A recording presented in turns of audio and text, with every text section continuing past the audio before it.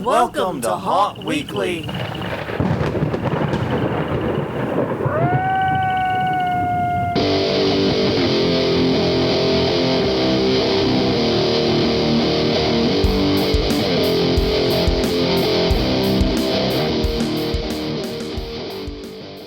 Hello, everyone. I'm Jonathan. I'm Crystal. And this is Haunt Weekly, a weekly podcast for the haunted attraction and entertainment community. Whether you're an actor, owner, or just plain aficionado, we aim to be a podcast for you. And we return to you once again a little late this week. Yeah. We apologize for that, and we're going to be honest. We were getting to the end of our holiday break. A malaise set over the house. Mm-hmm. No one here was happy. No. 3 adults in this house, all of us pissy as shit. And recording just wasn't going to happen. We were going to do, we talked about maybe doing a live recording for it, but we got hit by a cold front from hell, and it was literally 35 degrees when we would have been recording. And so it's just funny because we stopped recording in the summer because of extreme heat, and we couldn't do it. It just wasn't manageable and wasn't doable. And then our potential start back date was foiled by extreme cold. Yeah. God bless New Orleans. Isn't it great? And by the way, next week it'll probably be extreme heat again. Because New Orleans weather's just calling out. Temperatures like the fucking Powerball numbers right now. Yeah. Well, we get 3 days a year of cold. And that's it. Well, when was it? 2 years ago? We actually had pipes burst. Yeah. Because it got cold enough. We had that shit, but anyways, hopefully none of that shit happens this year. Hopefully this is the cold we get and doesn't get much cold. I would like it to stay about this cold for a little while, just so we could have some time to cool off from all the heat. Yeah, and it's in the 40s/50s. Yeah, right that's now. Perfectly reasonable to me. I find that to be a perfectly fine, acceptable temperature. I could live that year round, pretty much. But regardless, that'll never happen. Thank you, global warming, for screwing up my ideal outside temperature. Well, you live in the South. That may be the fact I've not lived north of South Carolina has hurt my possibilities of seeing that too. But on that note, everyone, thank you very much for joining us, and definitely do take a minute to check out hauntweekly.com, Haunt Weekly on Twitter, Haunt Weekly on Facebook, youtube.com/hauntweekly is the YouTube channel. You can also find us at iTunes, Google Play, Stitcher, anywhere you get your podcasts from, as we do more weather talk. Probably not. I didn't think this was the weather. I don't think this podcast is either. Okay. Yeah. All right. So anyways, and also when we return to live broadcast, Sunday, 8 p.m. Central, 9 p.m. Eastern, Facebook.com/HauntWeekly is where you'll find out about that. Still got to get the studio fully back in order and got to get weather in which I can humanly record because it's functionally an outdoor studio. Yeah. Either that or we have to find an indoor studio. Yeah, we got to find a new studio space. We either got to make a new studio space, which that'll take a while if we do decide to do that, or we really need some better weather. Yeah. All right. Well, every week we do a question a week, and last week's question was, what is your biggest unknown in heading into 2022? Great question. We talked a lot about our biggest unknowns, and people seem to think we did a good job exploring that. So thanks, y'all. Yeah. That's great.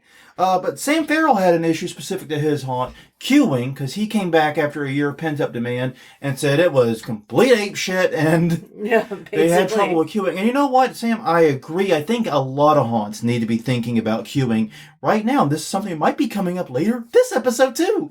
Because as you know, we're fans of ditching the queue line. Yeah. And finding alternative solutions. We've been harping on this for a long, long time. We're big fans of it, and we think there's so many better solutions out there. So please, if you are revamping your queuing, consider it. There's a lot of neat things you can do. Because remember, a customer in a queue line isn't making you money and isn't having their best experience. And nobody wins. Right. And if you have a unique idea for queuing, let us know. Please do. Love to hear it. Haunt Weekly on Twitter, Haunt Weekly on Facebook, and hauntweekly.com. Let us know. Because like I said, we've talked about the unique ideas we've seen in our travels.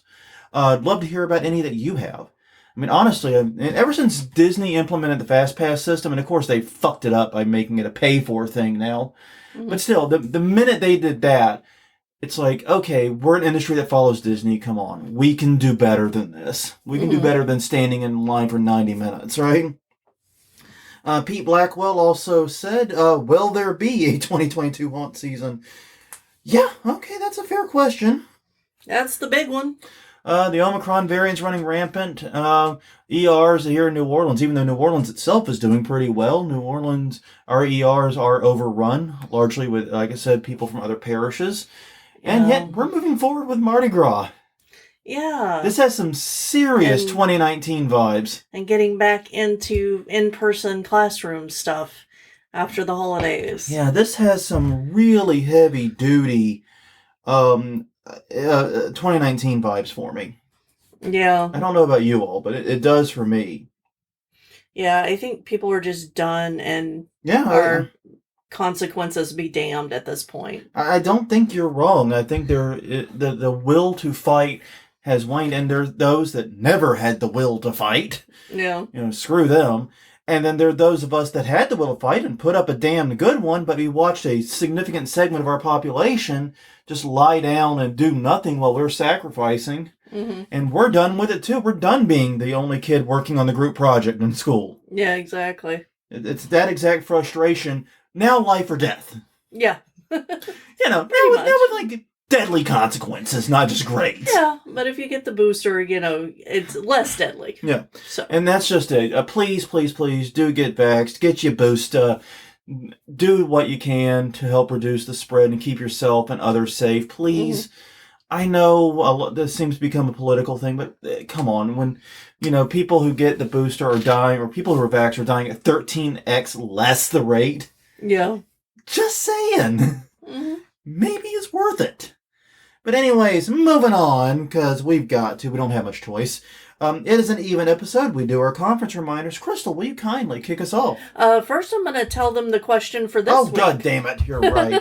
I skipped the notes. I know. Good job, Crystal, for the save. What are you doing right now for your haunt? We're going to give you some ideas later on in this episode. What you can, maybe should be doing. Right. What are you doing for your haunt right now? Yeah, right now we're not doing much. Yeah, right now we're not doing much. We're planning. We're doing some work there. We meant to do some work over break. We didn't really get on it. And one of the problems we have is we have functionally a complete haunt. Yeah, and I think we're just exhausted. Yeah. Like, I had a lot of things I wanted to do over break, and my body just said, no, you're sleeping. And that's all I did. Yeah, we slept a lot. Played video games. Did manage to knock about half the things off my to-do list. I was proud of that. Oh, well, that's good. In spite of everything. But the thing is, I knocked them all off in the first 3 to 4 days. Yeah. And then day 5, as we were getting close to actual Christmas, I just decided, nah, dog, I'm done. Mm-hmm. And then the week That's about right. The week between Christmas and New Year, we play video games. By the way, we are currently big fans of, damn it, I forgot the name of it. It's Deep Galactic. Come on. Deep Rock Galactic. I knew I was forgetting the middle word. Deep Rock Galactic is the name of the game. It's a lot of fun. We're playing it co-op. It's really, really cool, and we've been enjoying it. And apparently they're MST3K fans, which makes me even happier. Yeah, and there's some stressful points that haunters could learn from. Yeah, that may be something we come back to in terms of lessons learned, because I've been kind of writing an episode of pacing a haunt, and I think Deep Rock Galactic actually does illustrate some good pacing techniques. Okay. Especially if you want to keep people entertained over long periods of time. And one of the reasons it's kind of a good lesson is because since the levels are randomized, there are some levels that are paced amazingly. They keep the excitement, they keep the energy up constantly. Yeah. And you're always in that exact zone you want to be. You're in that exercise zone with your heart rate. Mm-hmm. And there are other episodes where it's just like, come on! That was it. Fuck you. And it's not that we're over-leveled or anything. No, you can't be over-leveled really with this game. But anyway, moving on. Yeah. Now we're going to do conference. So what are you doing with your haunt right now? Excellent question. Sorry about that. That's okay. So January 11th through the 13th. That's coming up really soon. It's Halloween and Party Expo in Las Vegas. It's a giant trade show of Halloween and related products. This is where stores go to buy their stuff that they're going to sell to you. It's mostly bulk buyers, but in the past they have had some cash and carry stores. So HalloweenPartyExpo.com for more info on that. Yes. Then after that, January 21st to 23rd, also coming up pretty quick here in Owensboro, Texas. It's I'm fearing Owensboro, Kentucky. Owensboro's not in Texas, Jonathan. Smackety, smackety, smack. It's Fear Expo live at the Owensboro Convention Center, creatively named Convention Center. Features a trade show, an overnight haunt tour, and a Friday after party. FearExpoLive.com. February 19th through the 20th, it's Haunt X, DIY Haunters and Halloween Expo in Pomona, California at the Fairplex Building 9, featuring an asylum costume party on Saturday the 19th. HauntX.com. All right, after that, it's the big show, and I don't mean Paul White. It's Trans World's Halloween and Attraction Show in St. Louis, Missouri, March 17th through the 20th. The Americas Center, co-located with Trans World's Christmas Show and the Room Escape Conference.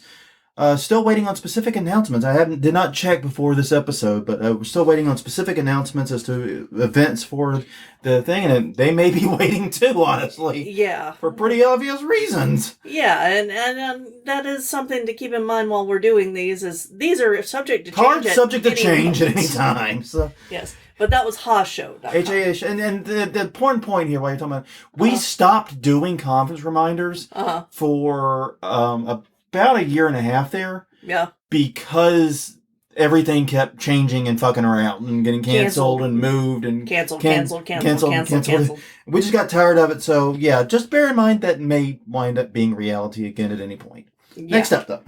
All right. May the 13th through the 15th. It's the West Coast Haunters Convention in Portland, Oregon at the Doubletree Hotel, Portland. Organization is a nonprofit that donates to professionals that work with autism. Has two great parties, hopefully.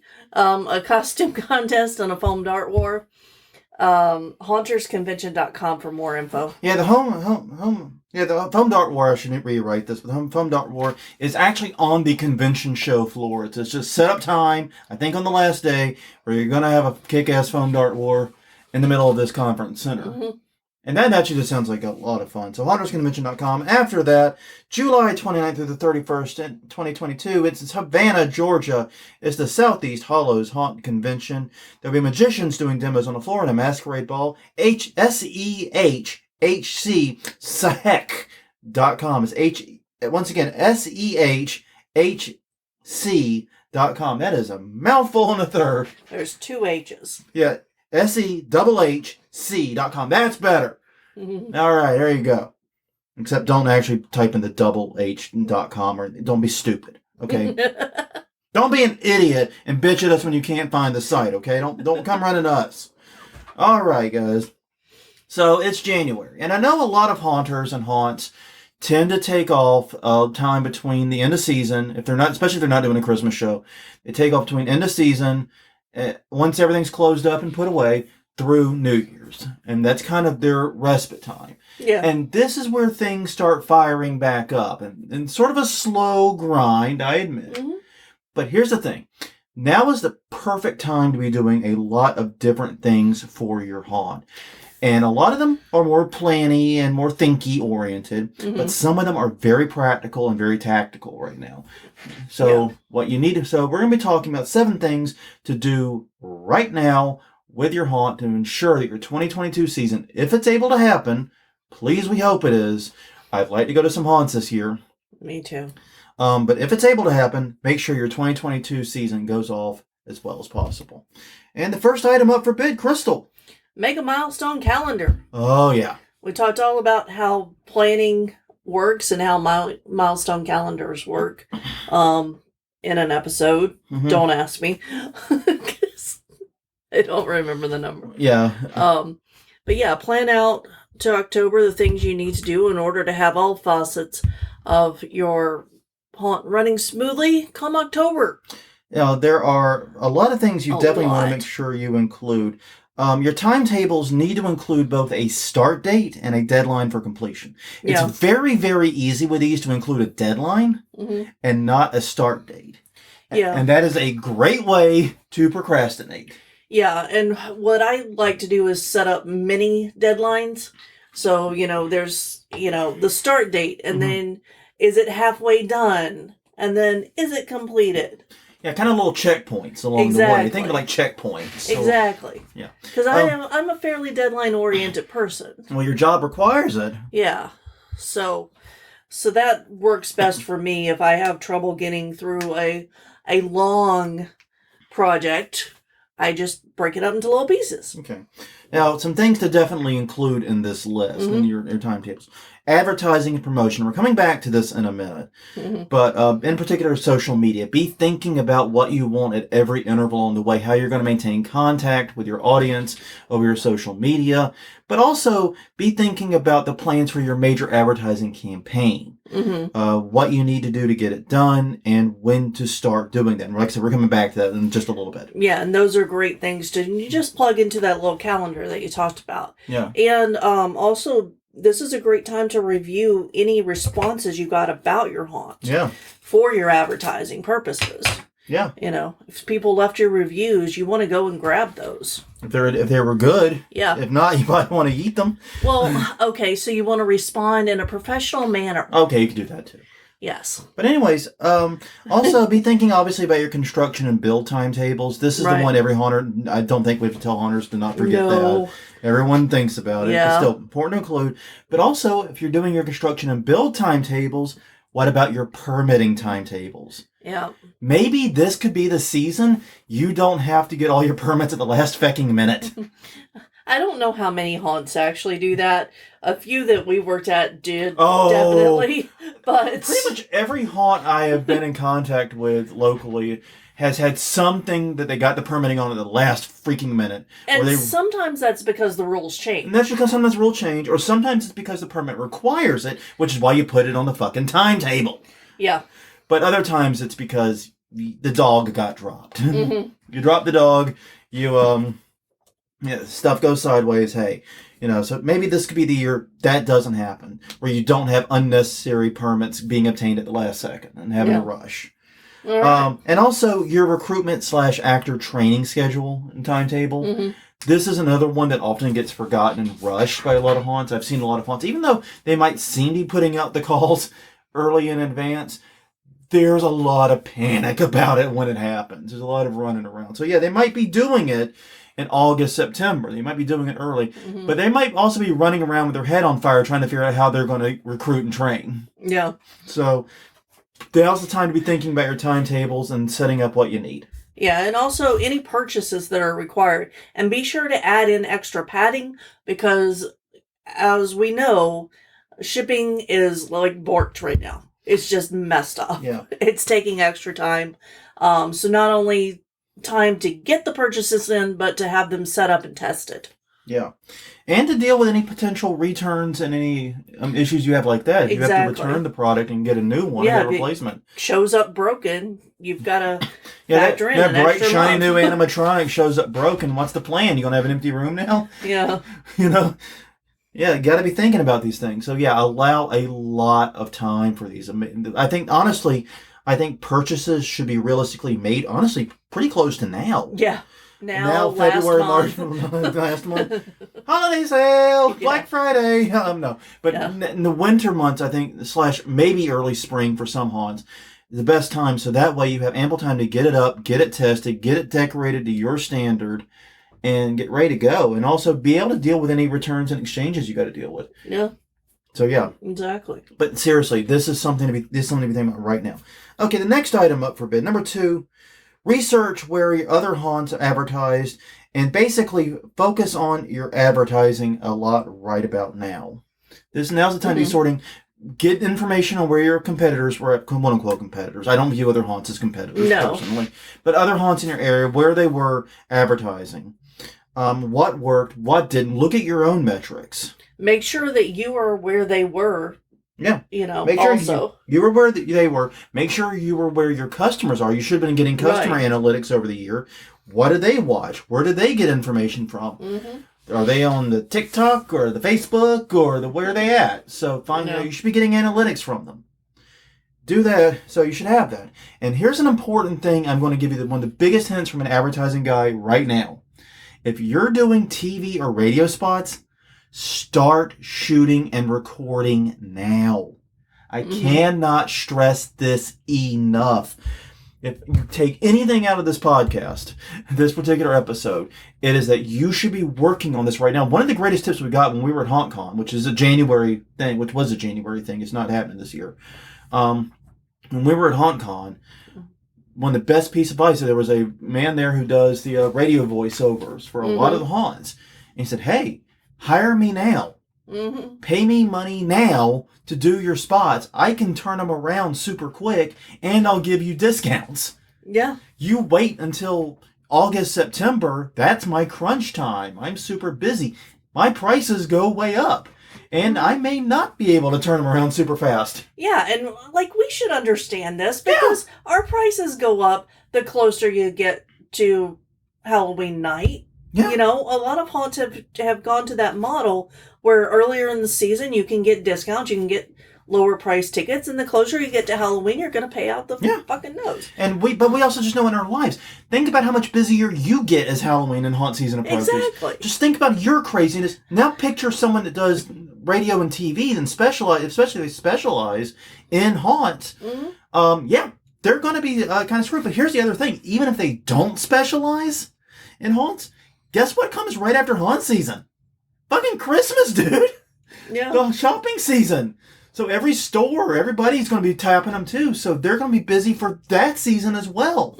So if you want the attention of videographers and people to help build radio ads and stuff and voice talent and actors and all that stuff, and you want the best rates and you want the best turnaround, now is the time. Yeah, I think January to March is probably the best because you've also got Valentine's. in the spring you've got a lot of weddings. Oh yeah. For videographers Yeah, a lot of your and videographers photographers. That's true. The They spring do and summer, weddings, I didn't think about that. They often do double duty. Yeah. That's a good point. I didn't think of that. But yeah, now is the time. Right. Get in contact with people. Yeah, and I'm just throwing out a crazy idea that popped into my brain. What if you had to go live when in your queue line or where you queue, say go live for a surprise, and then have a scare actor scare people that were going live. Okay. But you had like a photo booth set up. That'd be cool. I could see that. That'd be fun. But yeah, basically, though, now is the time to start working on these issues for all of those reasons. So be thinking about your advertising. Be examining, like I said, what worked, what didn't, where your competitors are. Do basically the entire postmortem on the advertising. Do it now and start thinking about the new year. And if you're doing any traditional media, especially TV or radio, start getting those set up now. And one thing to do is make sure you're using scenes from your haunt that are not changing drastically, especially if it's not a knockdown. But yeah, basically now's the time to really do those traditional media ads. I cannot stress that enough. You will save money, you will save time, and you will save so much goddamn headache closer to haunt season if it's all in the can. Yeah. Just trust me. Yeah, because if it's all done, it's less stress It's to a get thing it done. off that list when you get into September. You don't have to remember it. And you don't have to make a day for it during the crazy season. No, it's wonderful to get stuff off your plate. Yeah, this is an easy one you can tick off now. Next up. All right. Get that store online. Yeah. Damn, Skippy. You tell them, girl. Yeah. You throw that sassafras. So now's a great time to plan the online store and get it going. And this doesn't have to be the same as the merchandise you have on site. You can go I think it'd be better if it were, but it doesn't have to be. I think it could be a mixture of both. Okay, fair enough. Anyways, go ahead. Sorry. Sorry, I didn't mean to step all over you. That's okay. Anyway, so both Square and Stripe are great places to start. I actually have a Square space store. It was... Well, you set it up. You set you set up Square. It's not Squarespace. Squarespace is different. Square, yes. Yeah, I find those services great for taking online payments, and they both have easy ways to set up online stores through them. And it tracks your inventory. The Square one, if you use Square's Square would be the one I'd probably website. Pick. Yeah. Development. I would pick Square for someone that is not really into coding and development, but still wants a decent amount of control over it. Yeah. Because I think it's got that middle ground where I think people that aren't super familiar with web development can work with it and make it happen. But it gives you enough control that you can do things like inventory control and discounts and coupon codes and fun stuff like that. Right. And you can also do that with the store like we have. Yeah. because it lets you put up pieces that aren't print on demand, which is what the store that we have is, and track the inventory that way too. Yeah, I mean, basically, get with the person who's setting up your website, who operates your website, and make a plan to get an online store. And you can either integrate it into your current domain, make it a separate page on your domain, or you can do what we did and make it super easy on yourself and just make it a separate domain and link to it. Yeah. Our store is hauntweeklystore.com. We don't talk about nearly, we haven't done much with it lately, honestly. I know. But honestly, it's a great store. It's a great setup. But now's the time. And here's the thing. Print on demand is a low risk but low reward situation. I'll say this from the Haunt Weekly store. We sold some items, but we have not made a penny off of it. No. I think we've broken maybe even on it. And that's just because we set the prices so that we're barely making anything off each item. And even though the store itself is free, we have other expenses related to it. Yeah. So we've probably broken about even. Pre-made products present a higher risk, but a much higher margin. The counter to that, though, is you can use unsold merchandise at your physical store. So for most haunts, you're probably going to want to go with pre-made merch and just be prepared to shuffle any unsold merch. And there will probably be a lot, especially if you're just now doing the store the first time. It may not go gangbusters this year. It may do better next. It takes a season of awareness. People aren't really going to be aware of what you're doing right now. But that unsold merch just becomes, the merch you sell at your store, and then anything you don't sell at the merch booth goes back to the online store. And if you use Square, you can track the inventory at both. It's great. Yes, it just automatically updates for you anytime you run the payment through the Square. Yeah, exactly. You sell it, you scan, you doop on the iPad, and it just tracks the inventory. It's so beautiful. I really am in love with that type of inventory tracking, and we really do need to make better use of it. Moving on, though. Okay, make 2 budgets. Yes. That's right. Normally this one would just read, make your budget. Do. Yeah. No, make 2 budgets. One that anticipates a return toward normalcy, and the other that anticipates a more bleak situation in October. Yeah. And I would say pair this with a milestone calendar. Honestly, these two kind of dovetail into each other. They do. Because you can note on the milestone calendar when particular decisions have to be made. And you can make adjustments to budgets as projects are completed. This is like where a Gantt chart or something might come in handy as a way to pair the milestones and the budgets, because Gantt charts can include budgets. Also, one thing I would recommend as you're making these budgets is set your price for lumber as it is right now. I've read multiple articles that say the anticipation is that the price for lumber is going to go down. And this is from Forbes. This is not from me. Right. This is from people way smarter than me about this shit, okay? So these are people, like I personally, if you'd asked me to make my guess, I would have thought lumber is going to go up. But all the smart people are saying it's going to go down. So we're going to see if gut intuition beats like experts on this one. That's to 2022, but no. No. But I would hedge my bets with the experts that say it's going to go down. And that means set the price today, and that just gives you more overhead if the price drops. It gives you more breathing room. Right. And that's kind of what you want. So yeah, and it's unlikely to go up significantly if it does, honestly. And the reason for that is I think we've kind of hit our ceiling. So yeah, but always in that note, do remember to allot at least 15% overage in everything you budget. Yeah. Everyone, like the overage you should schedule is different in each case. Like there's no one set amount you should set for your overage, but I tend to use 15%. Sounds reasonable. That's my go-to. Yeah. Next item up for bid. Right. You probably did your post-mortem, or you should have, in November, December. Now it's time to do your pre-mortem. And if you haven't done your post-mortem, do your post-mortem. Yes. These two can be done together. They can. Because you should still remember everything, and your core crew should be able to get together to discuss this. What went wrong? What went right? What could have gone wrong but didn't, and you were just really lucky. Been there, done that. Yeah, and the thing about this, and we were talking about pre and post-mortems previously. We talked about them a lot, actually. Yeah. This is a very, very important thing to do between haunt seasons. Your post-mortem is when you sit down with your crew after, or you sit especially with your central crew after haunt season's over, and you go, okay, what problems did we have? What went wrong and what went right? Yeah. And always be sure to include what went right too. It's easy in these to really get focused on the negative and what went sideways and what went tits up, because that's really going to leap out in your mind. Because obviously, that's the thing about when things go right, you don't notice them as much. Yeah, well... Squeaky wheels and all that. Yeah, and that's the thing about people in general, is that we tend to notice the negative more.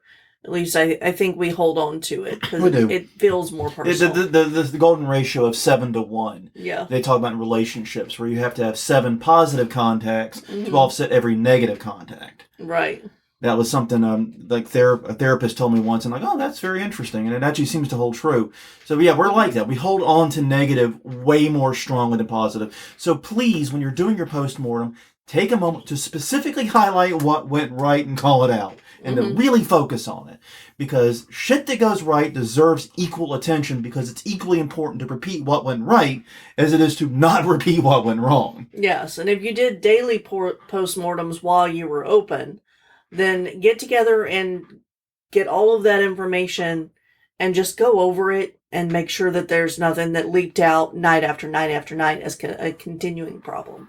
Yeah, and if there is something that was a continuing problem, that's really going to be something important to check. I mean, obviously there are some problems that you can't fix mid-season. Right. Like, for example, going all the way back to what Sam was talking about, the queuing issue they had. Yeah. That's something that's pretty much impossible to fix midstream. You can't just rip out your entire queuing system between 2 nights of being open. It's impossible. And even if you have like a whole week there, I mean, there's fire code issues, there's you know what I mean? There's stuff you got to deal with, and you just can't do it. I feel that, man. I feel that hard. So yeah, but if there is something that's week to week, now's the time to discuss it. But the pre-mortem is looking at what can go wrong next year. Yeah. And specifically when you're doing a pre-mortem, you want to look at 2 types of changes. Outside factors that are changing, that are beyond your control. Right. And how they may impact your haunt and could make things go sideways. Yeah. And changes you're making. Yeah, and part of the advantage of a pre-mortem is there's no blame to place because it hadn't happened. Yeah. You can awfulize all you want, get it all out, and then try to come up with solutions for it before anything goes wrong. Yeah. And that's really what the post-mortem is figuring out what went wrong. The pre-mortem is finding out, okay, what do we do if? Right. And that's the big difference between the two. They're very connected because you kind of need a post-mortem to write a good pre-mortem in a lot of ways. Yeah. Especially with something that's cyclical like haunt seasons. So you kind of need a good post-mortem to do a better pre-mortem. But they're very different in the goals. The post-mortem is sort of doing the autopsy, which is why it's called a post-mortem, I guess. Yeah. And the pre-mortem is like, if this happens, how do we prevent it or how do we mitigate it? Yes, and also how can we improve? Something went right, how can we make it better? Yeah. You know? Or how can we accent it even further? Yeah. Yeah. Great ideas all around. Okay, next up, plan your changes. Now, this is connected with what we were just discussing here on the pre and post-mortem. These two go together very clearly. But be thinking about what you want to improve inside your haunt. And then, like Sam, talking about the queue line, he's clearly doing exactly this. Yeah. He's like, we want to do something in the queue line because that was nuts. That is doing a post-mortem, is doing a pre-mortem on this year at the same time, because you're saying this could happen again. Yeah. And we're going to change shit. So he's planning to change it. That's bingo, bango, bongo. 1, 2, 3. Perfect. It's a perfect example of it, isn't it? It is. Queuing went sideways because we had larger crowds than expected. There could be larger crowds this year. This is what we're doing to change it. Yeah, exactly. That's the perfect illustration of it. That is literally the perfect illustration. I thank you, Sam, for that. That was great. Thank you for illustrating this point that you didn't even know we were going to make so well. Yes. I greatly appreciate that. But yeah, this is the time to be thinking about changes both inside and outside your haunt. Mm-hmm. Obviously, and every haunter knows to think about what scenes need to be changed or revised, what's coming out this year and what's going in. Are you taking the laser swamp out? Are you putting the laser swamp in? What's going on? Obviously, every haunter is thinking about that. But there's a lot more to be thinking about. Be thinking about how you can improve the throughput and flow. Where were the sticking points inside your haunt? Where were people getting stuck and not moving forward at that steady, ideal pace you want? Yeah. As the flip side, that was where were people running like crazy people and Where slamming. do you need to slow people down? Yeah. Flow is both directions. You want a steady, consistent flow of scared-ass people going through your haunt. Yeah. You don't want them, like, getting caught up and hanging out in one place forever and then bolting through the next 4 scenes. No. Because we've seen that happen. You don't want your haunt to have IBS. Where it gets constipated and diarrhea and constipated and diarrhea. You want a haunt with good, steady digestion. You want the yogurt haunt. You want that yogurt. Plenty of enzymes. Yeah, you want some enzymes in there. Yes, folks, I just likened your haunt to diarrhea. You're welcome. Thank you, Internet, for giving me this blessed opportunity to do that. Clearly the pinnacle of human achievement the Internet was. But no, you need to think about how you can improve the throughput and flow as you're discussing those changes to your scenes. But also, what about changes outside the haunt? What about changes, to your front of house? Queuing is a good one, I think, like we've been talking about a lot. But also, what about your parking? Your signage on the way to the haunt? Were people getting fucking lost trying to find you? Yeah. Did you hear about it? Did you hear about people? I took 6 wrong turns getting here. The GPS took us a damn near wherever. And do you need to repaint your parking lot? It's a great time to do it. Do you need to add actual parking signs? Yeah. Like, I remember the first few years of Rise. Mm-hmm. Bless them, love them. First few years parking there was fucking hell. Well, yeah, it's basically a field. It's basically a field that was utter chaos. Yeah. It was utter fucking chaos. It was just a matter of, like, here, park in this field. And it went into the field. Yeah. And people are stupid. We can't figure out organized parking. No. We're dumb. Yeah. There are people that were drinking bleach for COVID. They're not going to figure out how to fucking park in a field. No, they definitely are not. I mean, come the hell on. So what they did, and once again, this is one of those front of house changes. They went through and they did the very simple thing of putting up string, very visible, high visibility string, and marking off where the car should fucking go. Yeah. Line up along this line. Yes. Line up along this line. And it worked. Ever since then, it's been quite pleasant parking at Rise. Yeah. It's actually been quite nice. So, yeah, it was just, they took one year, oh, that's just chaos out there. And then they did something about it. Yeah. That's a good example of what can you do to improve your parking. Be thinking about the whole haunt experience. We talked about the haunt pain points previously. This is a good time to address every single haunt pain point your customers might have. Yeah, exactly. All right. And finally, Number 7, have an outdoor celebration with your crew to thank them for all the hard work and to getting through these last 2 years with you. Because it's been that long that we've been going through this crap. Yeah, your actors. I've said this 100 times before. You should pay your actors, absolutely, positively. Yeah. But you're never going to be able to pay your actors enough that they are going to, make this their job. No. And the reason is, even if you paid them an ungodly amount, like, you paid them like $40 an hour or whatever, that'd be great, but it's only 6 weeks of work. So even if you paid them an ungodly amount that no haunt will ever pay them, at least not until inflation catches up, you have a problem because this is going to be a secondary job. It may be a slightly supplemental income, but it'll always be the secondary job. It's got to be fun. It's got to be something they want to do. Paying them doesn't get you out of building that haunt community. Now's the time to have a great outdoor get-together and get your actors together and have a good time. Have a little bonfire. Yeah. Because here's the thing, like, between, especially if you do a December haunt, but, I mean, between end of haunt and early November, and New Now. Year's. You have basically now, yeah. You have a ton of holidays. You have Thanksgiving. You have all the religious holidays, including Christmas. Basically, people are seeing their families. Mm-hmm. They're doing other things. Well, now all that shit's done. Yeah. Unless you're in New Orleans.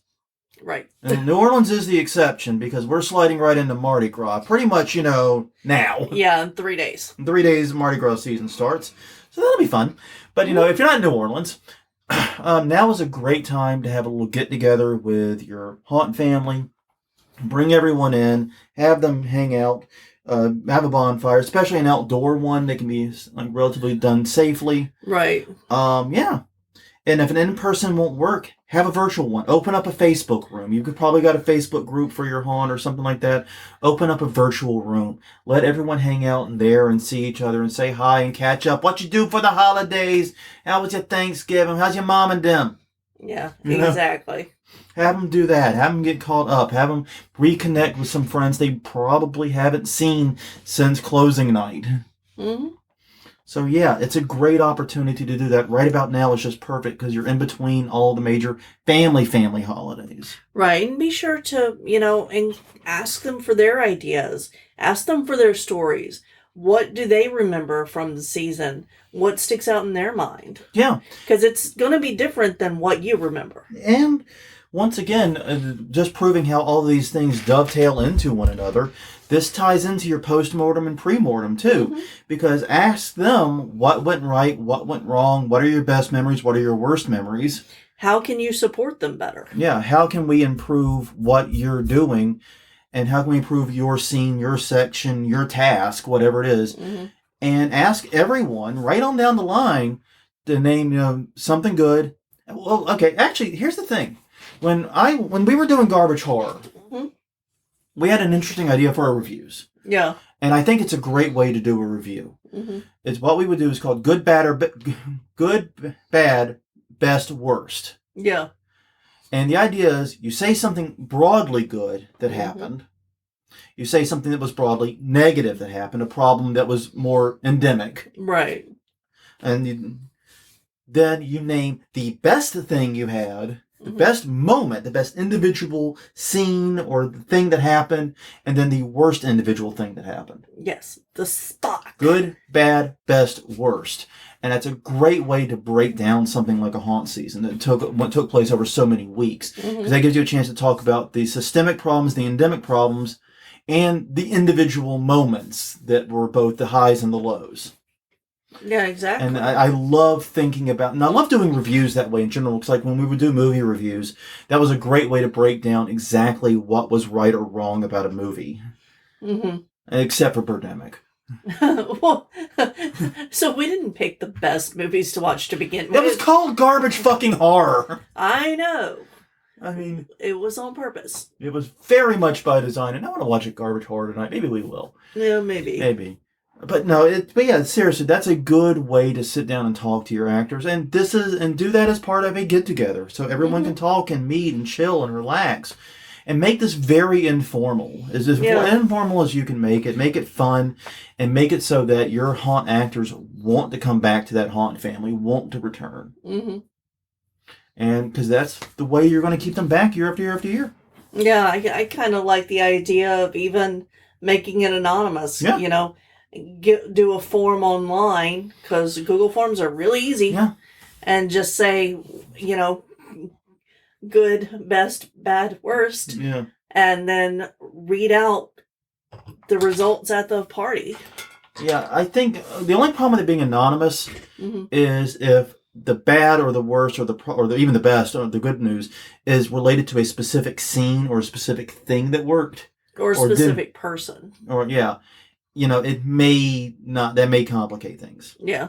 So, but still, I also do agree anonymous would be make people more willing to come out with the negatives too. So there's good and bad in that. Right. And basically, as the owner, you would be you would have to, review the answers before you Yeah. just blurt everything out. Yeah, obviously. Yeah, please take a minute and read. Yeah. And If you do this. Yeah. But no, I think anonymous could work in a lot of situations. It's a matter of choice, and do you want the greater honesty with less specificity? Yeah, blah, blah, blah, blah, that word. Or do you want, to be more detailed and the answers you get? Even if it's maybe a little less honest, especially with a negative. Yeah. That's a tough decision. I don't have an answer on that one. Mm-hmm. And I've actually studied statistics and surveys and things like that, and part of my PR background, advertising and PR background.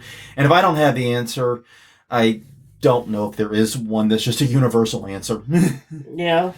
Well, on that note, everyone, thank you for joining us for the past 45 minutes or so. We're going to wrap this up. It's been a wonderful hanging out and chatting about haunt stuff in January 3rd. Yeah. We appreciate your time. Please, please, please do take a minute. Subscribe to us at hauntweekly.com or Haunt Weekly on Twitter, Haunt Weekly on Facebook, youtube.com/hauntweekly's YouTube channel. Please do like, share, and subscribe there. It's an easy way not only to access all the 318 past episodes, but to share them and get them in the hands of your friends and people that might benefit from them. Because sometimes sharing podcasts can be tricky. Yeah. But as always, you can find us at Google Play, iTunes, Apple Podcasts, Stitcher, Spotify, wherever you find your podcast. We're always there. And I know that's how most of you listen to us. Yeah. But until next time, I'm Jonathan. I'm Crystal. And we will see you all next week with a brand new topic and more haunted house discussion. Looking forward to it.